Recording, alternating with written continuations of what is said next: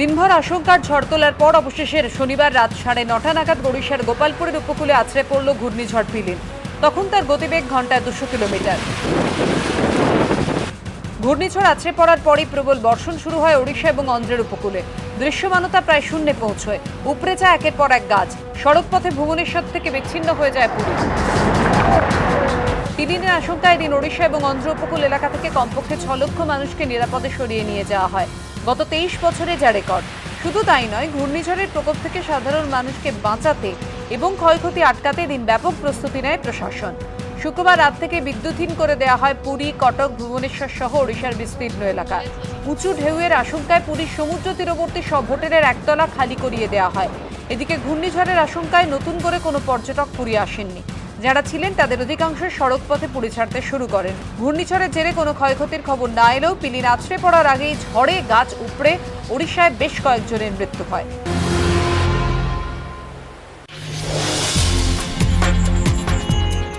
মুখ গোমড়া হতে শুরু করেছিল সপ্তমীর বিকেলে। মহাষ্টমীর সকাল থেকে শহরের আকাশে কালো মেঘ, সঙ্গে পিলিন ভীতি।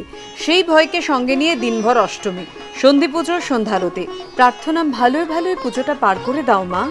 অষ্টমী ও নবমীর মিলন মুহূর্তে সন্ধি পুজো। উত্তর কলকাতার শ্রীমানি বাড়িতে প্রথা মেনেই হলো সন্ধি পুজো। অষ্টমীর শেষ 24 মিনিট ও নবমীর প্রথম 24 মিনিট, মোটেই 48 মিনিট ধরে সন্ধি পুজো করা হয়। এই পুজোয় দেবীকে চামুণ্ডা রূপে দেখানো হয়। মায়ের উদ্দেশ্যে অর্পণ করা হয় 108টি পদ্ম, 108টি দ্বীপ। শোভাবাজার রাজবাড়িতেও জমজমাট সন্ধি পুজো। সন্ধিক্ষণে বন্দুকের তোপ, অনেক কাল আগে কামান দাগা হয়, এখন কামান নেই। বন্দুকের গুলির আওয়াজে শুরু হয় সন্ধি পুজো। পিলিনের প্রভাবে দিনভর দফায় দফায় বৃষ্টি, কিন্তু তাই বলে কি মাটি খুঁড়তে দেওয়া যায় অষ্টমীর মজা? কখনোই না। বৃষ্টি হলেই কখনো ছাতার আশ্রয়, কখনো ইতিউতি খুঁজে নেওয়া মাথা বাঁচানোর উপায়। বৃষ্টি থামলেই আবার দৌড় দৌড়। শহরের মণ্ডপে মণ্ডপে উপচে পড়া মানুষের ভিড়। বৃষ্টি উপেক্ষা করে অষ্টমীর বিকেল থেকে কল্লোলিনী হলো কলকাতা। উত্তর থেকে দক্ষিণ সন্ধ্যের বয়স যতই বেড়েছে, ততই রাজপথ গিয়েছে জনতার দখলে। অপেক্ষা এবার নবমীর নিশে। কি হবে কে জানে? আশঙ্কার মেঘ মনের করে।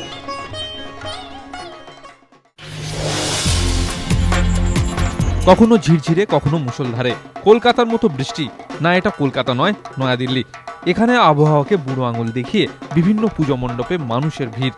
পশ্চিম বিহারের সন্ধ্যা আরতি, ঢাকের বাদ্যি, সব মিলিয়ে মহাষ্টমীর সন্ধেই জমজমাট রাজধানী।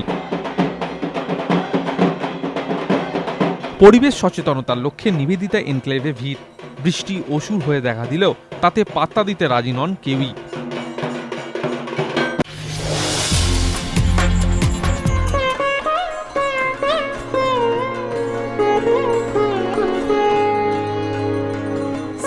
বেঙ্গলি অ্যাসোসিয়েশন প্রতিবারের মতো এবারও মা আরাধনায় ব্রতী প্রবাসী বাঙালিরা। সিঙ্গাপুরেও অষ্টমীর সকাল থেকে চোখ রাঙিয়েছে আবহাওয়া। দফায় দফায় হয়েছে তুমুল বৃষ্টি, কিন্তু তাতে স্থানীয় বাসিন্দাদের উদ্যোগে কোনো ঘাটতি হয়নি। মহাসমারোহের সকাল থেকে চলল অষ্টমীর অঞ্জলি। সর্বে সর্বার্থদে দেবী অপরাজিতে।